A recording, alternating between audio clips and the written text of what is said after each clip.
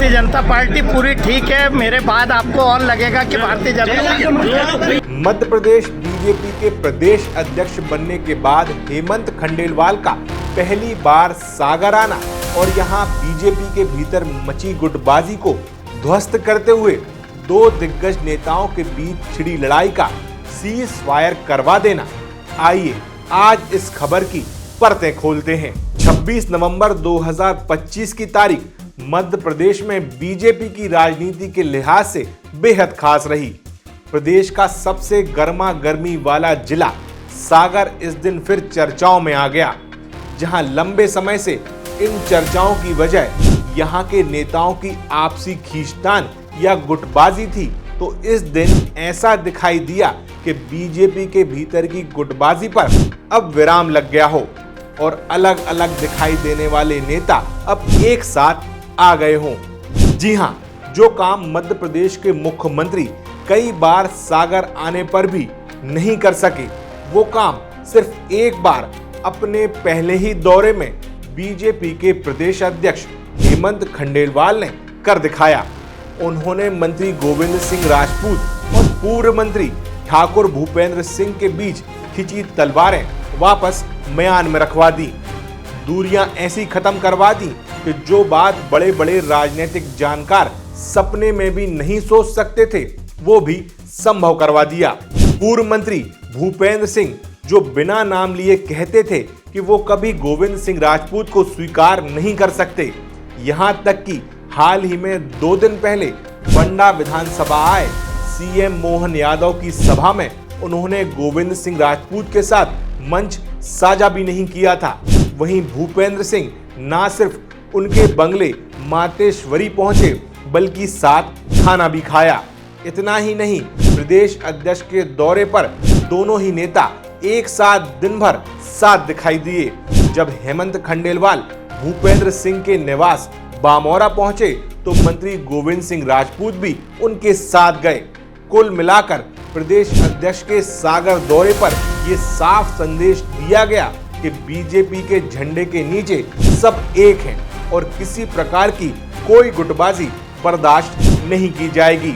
वहीं जब हेमंत खंडेलवाल से गुटबाजी से जुड़ा सवाल पूछा गया तो उन्होंने साफ कहा कि मेरे जाने के बाद आपको और बदलाव दिखाई देगा। पार्टी में सब ठीक है, गुटबाजी दिख रही है, दो पार्टी में सब ठीक है। भारतीय जनता पार्टी पूरी ठीक है। मेरे बाद आपको और लगेगा कि भारतीय जनता। अब सवाल ये उठता है कि वाकई ये दूरियां कम करवा दी गई हैं या फिर अभी इस लड़ाई में जो सीज फायर करवाया गया है उसका आने वाले दिनों में उल्लंघन भी हो सकता है। दरअसल सभी जानते हैं कि ठाकुर भूपेंद्र सिंह और गोविंद सिंह राजपूत के बीच की राजनीतिक दुश्मनी 3 दशकों से भी ज्यादा पुरानी है। दोनों एक दूसरे के राजनीतिक प्रतिद्वंदी रहे हैं।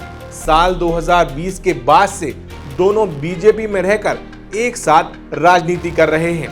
कुछ वक्त तक दोनों की दोस्ती कायम भी रही, लेकिन साल 2022 के अंत में दोनों के रिश्तों में खटास आना शुरू हो गई। हालांकि ये खटास उस वक्त तक दोनों ने खुलकर जाहिर नहीं की थी, लेकिन धीरे धीरे सुलग रही दुश्मनी की ये आग साल 2023 आते आते सामने दिखने लगी।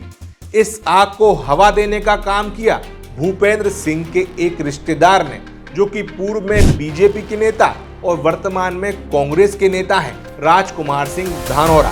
उन्होंने गोविंद सिंह राजपूत के खिलाफ विधानसभा चुनाव से ठीक पहले बगावत शुरू कर दी। गोविंद सिंह राजपूत को उम्मीद थी कि इस बगावत को भूपेंद्र सिंह नहीं होने देंगे, लेकिन ऐसा हो नहीं पाया। भूपेंद्र सिंह के प्रयासों के बाद भी राजकुमार सिंह धानोरा नहीं माने। चुनाव सर पर थे, ऐसे में गोविंद सिंह राजपूत ने भूपेंद्र सिंह की इस विफलता को लेकर ये समझ लिया कि उन्होंने वैसा प्रयास नहीं किया जो करना चाहिए था। उस पर से विधानसभा चुनाव में गोविंद सिंह राजपूत के साथ बीजेपी के भीतर ही लोगों ने भीतरघात कर दिया, जो चुनाव परिणामों में उन्हें समझ भी आ गया। हालांकि इस पर भी गोविंद सिंह राजपूत ने उस वक्त तक खुलकर कुछ भी नहीं बोला था, लेकिन बैर का बीज एक बार फिर बो दिया जा चुका था। विधानसभा चुनाव के बाद मोहन यादव सीएम बने और उनके मंत्रिमंडल में सीनियर होते हुए और शिवराज सरकार में सर्वोसर्वा नेता होने के बावजूद भूपेंद्र सिंह को मंत्री नहीं बनाया गया। गोविंद सिंह राजपूत जिले में एकमात्र मंत्री बने, जहां सागर जिले में साल 2023 से पहले 3 मंत्री यानी 3 पावर सेंटर थे, अब वो एकमात्र पावर सेंटर बन गए। बस फिर क्या था, मंत्री बनते ही गोविंद सिंह राजपूत ने विधानसभा चुनाव के दौरान हुए भीतरघात से सबक लिया और उन्होंने खुद को संगठन और सरकार में मजबूत करना शुरू कर दिया। जहां अब से पहले सागर जिले में भूपेंद्र सिंह की मर्जी सबकी मर्जी हुआ करती थी, वहीं अब बीजेपी में अहम निर्णय गोविंद सिंह राजपूत के बंगले से होने लगे। भूपेंद्र सिंह के खेमे के कई नेता टूटकर अब गोविंद सिंह राजपूत के यहां हाजिरी लगाने लगे। भूपेंद्र सिंह भी ये सब कुछ खामोशी से भांप रहे थे। यहां भी सब मामला शांति था।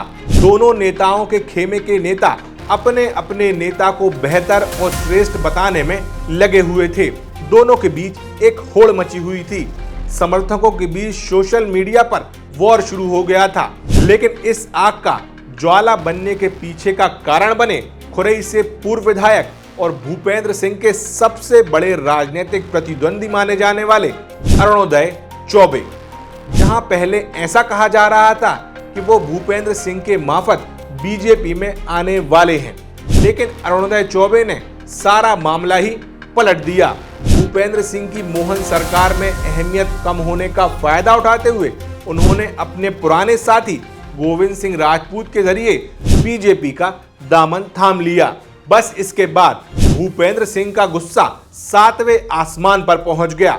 उनकी विधानसभा में दखल उन्हें बर्दाश्त नहीं था। इसके बाद अरुणोदय चौबे के समर्थक, जिनके सर भूपेंद्र सिंह पहले ही कुचल चुके थे, वो फिर से सर उठाने लगे। अरुणोदय चौबे भी खुरई विधानसभा में सक्रिय हो गए। वो बिना भूपेंद्र सिंह को कॉन्फिडेंस में लिए गोविंद सिंह के मार्फत कई सारे निर्णयों में दखल देने लगे। लोकसभा चुनाव में गोविंद सिंह राजपूत की भूमिका, जिसमें भूपेंद्र सिंह की सहमति के बगैर बीना विधानसभा में कांग्रेस की विधायक निर्मला सप्रे को बीजेपी के मंच पर अकेले ही लाकर शामिल करवाना, ये भी भूपेंद्र सिंह को नागवार गुजरा। इसके बाद इस लड़ाई में क्षत्रिय समाज को भी 2 हिस्सों में बांट दिया। कुल मिलाकर कई बार दोनों नेता और उनके समर्थक आमने सामने आए। देखते ही देखते ये दुश्मनी बढ़ती ही चली गई। सागर से लेकर भोपाल और भोपाल से लेकर दिल्ली तक दोनों के बीच की लड़ाई जारी रही। इसी बीच कई बार सीएम मोहन यादव भी सागर आए, लेकिन दोनों नेताओं की नाराजगी कम करवाने में वो सफल नहीं हुए। उधर पार्टी की सागर, भोपाल से दिल्ली तक किरकिरी हो रही थी।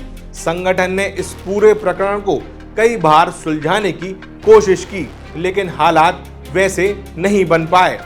हेमंत खंडेलवाल के सागर दौरे के दौरान उन्होंने बीजेपी कार्यालय पहुंचते ही बंद कमरे में इन दोनों नेताओं के साथ बातचीत की। करीब 15 मिनट तक इस सुलह वार्ता में उन्होंने दोनों की बात गंभीरता से सुनी और समझाया कि पार्टी के झंडे से बड़ा कुछ नहीं है, उसके नीचे सभी एक हैं और एक साथ काम करना है। जो भी हुआ उसे भूलकर नई शुरुआत की जाए। इस सुलह वार्ता के बाद दोनों नेताओं ने अपना गुस्सा थूक दिया, संदेश दिया कि वो एक हो गए हैं।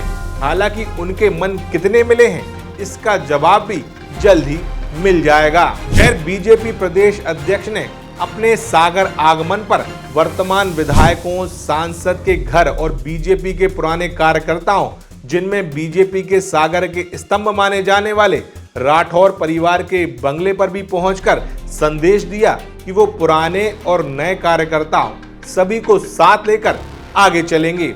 एकजुटता का जो संदेश उन्होंने देने की कोशिश की है, वो पूरी तरह उसमें सफल भी रहे। उन्होंने बता दिया कि आखिर बीजेपी आज जिस मुकाम पर है, उसके पीछे की असली वजह क्या है।